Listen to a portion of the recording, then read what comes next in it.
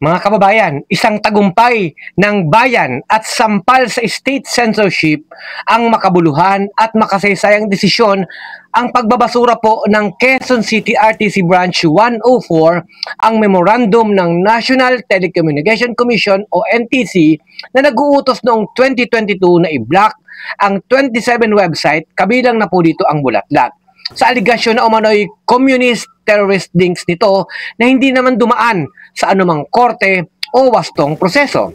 Ang malinaw po dito sa sinasabi po ng hukom, content-based prior restraint ang ginawa po ng NTC, isang tahasan at iligal na pagsikil sa karapatan sa malayang pamamahayag. Iligal na po ito umpisa pa lang. Ang direktiba mula sa Anti-Terrorism Council o ATC na ipinapatupad ng NTC ay walang due process, walang judicial determination at puro aligasyon na hindi naman napatunayan. Ito po ay produkto po ng red tagging, panggigipit at mga abuso sa national security upang bigyang katwiran ang pampulitikang panunupil. Binigyan din po ng korte, hindi maaaring unahan ng gobyerno ang publikasyon batay lamang sa suspetsa o aligasyon. Sa isang demokrasya, hindi tungkulin ng Estado na pumili kung aling mga balita o opinyon ang karapat-dapat para sa publiko.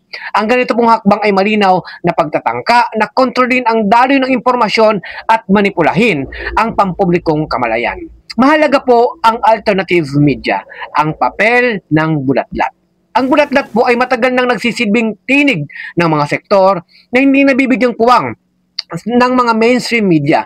Bilang pong isang alternative at independent media outfits, inilalantad ng Bulatlat ang mga isyong panlipunan at madalas hindi na nailalabas ng malalaki pong mga network mula sa kalagayan ng mga magsasaka, kaso ng paglabag sa karapatang pagtao, pagkasira ng kalikasan at laban ng mga kababaihan at kabataan hanggang sa dinaranas ng urban poor at mga komunidad na pinapaalis sa kanilang sinasakang mga lupain.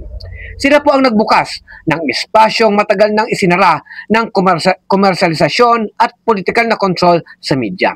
Sa kanila natin nakikita at nakapagkakabit-kabit ang tunay na kalagayan ng masa, mga kwento ng paglaban at katotohanang pilit na tinatabunan. Mahalaga po ang Bulatlat at ang buong hanay ng alternative media dahil tinitiyak nila na hindi nawawala ang perspektiba ng mamamayan sa pambansang diskurso. Ang pagbabawal sa kanila ay pagbabawal po sa katotohanan.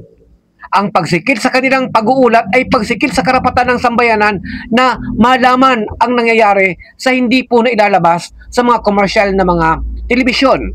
Sa isang panlipunan ng demokratiko, hindi dapat pinapatahimik ang medyang nagbabalita ng mga isyong ayaw ipakita ng nasa may kapangyarihan. Sila ang mas kailangang protektahan.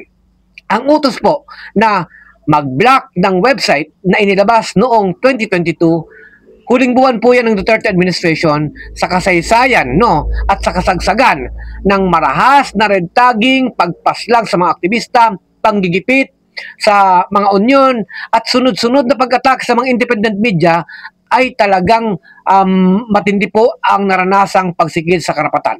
Ngayon, mismong korte na po ang nagsabing mali, mapanupil at iligal ang ginawa. Alternative news outlets Bulatlat and Pinoy Weekly win a landmark case against one of the most repressive Duterte-era orders. In 2022, former President Rodrigo Duterte's National Security Advisor Hermogenes Esperon Jr. asked the National Telecommunications Commission to block both websites. The ensuing 3-year legal battle now ends with a court decision voiding the memorandum that blocked them. Alternative news organizations have faced constant red tagging and vilification, especially under the Duterte administration. Esperon used the anti-terror law to justify blocking the websites. He cites excerpts from 2 stories published by Pinoy Weekly which supposedly mentioned an armed struggle and the communist insurgency. The court ruling covers a total of 27 websites. In a statement, Bulatlat calls the ruling a victory against state censorship and against the use of anti-terrorism rhetoric to justify the violation of free speech. Tagumpay po ito ng alternative, independent at progressive media. Hindi ito propaganda, Ito po ay tinatarget po nito ay ang katotohanan. Ating tandaan, Ang mga website na pinatatahimik ay ang mga parehong medyang nagsisiwalat po ng katiwalian, pag-aabuso sa kapangyarihan at tunay na kalagayan ng ating mga mamamayan. Kaya sila sinusupil dahil sila ang hindi kayang kontrolin. Ang press freedom po is non-negotiable. Ang desisyon ng Quezon City RTC ay hindi lamang panalo ng Bulatlat o ng NUPL. Ito ay panalo ng sambayanang Pilipino. Pinapakita nitong kahit gaano kalakas ang makinarya po ng Estado, may puwang pa rin sa hudikatura para ituwid ang lantad na pang-aabuso. Pero hindi po dito natatapos ang laban. Hanggat hindi po napapanagot ang mga nasa likod ng iligal na censorship mula sa pag-uutos ng hanggang sa pagpapatupad, mananatili ang banta ng pagbabalik ng ganitong pasistang pamamaraan. Ang paglalathala ng katotohanan ay hindi po yan terorismo. Ang tunay na terror ay ang paggamit ng kapangyarihan upang patahimikin ang mga mamamayan, lalo na ang mga alternatibong medyang nagpaparating ng tunay na nangyayari sa ating lipunan.